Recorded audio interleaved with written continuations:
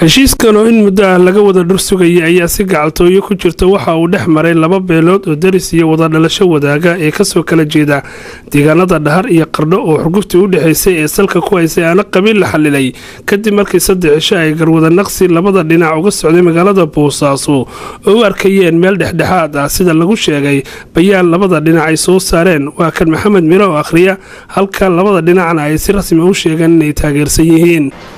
shir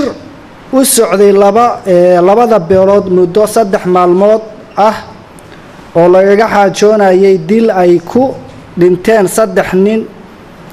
marxuun oo u dhashay beesha Cismaan Ugaaryahan Dubays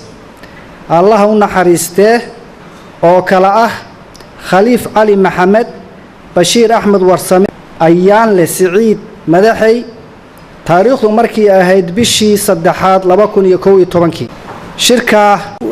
ayaa wuxuu ku soo dhamaaday guul iyo is-afgarad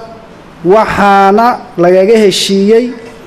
in beesha Bahyaqub qaado oo bixiso diyada ragga kor ku xusan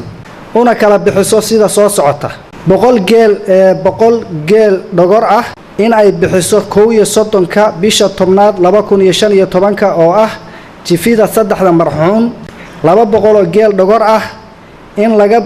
ballamo jifida marka ay baxdo waxa goobta lagu kala qaatay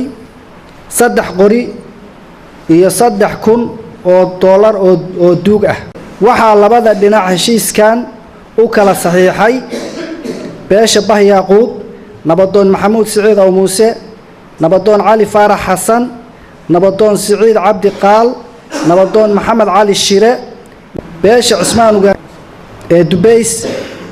nabadoon Axmed Siciid Madaxay Faarax Muuse Bacood Faarax Cali Maxamed Cabdi Cismaan Hala Axmed Warsame waa isku afgaranay si nabadgelyo iyo si isku aragti ayaan noogu dhamaatay waa qaadanay waan soo qoray siday tahay in nooga fushana ilaahay baan ka rajaynaynaa Ahmed Sham Home Cable TV Boosaaso.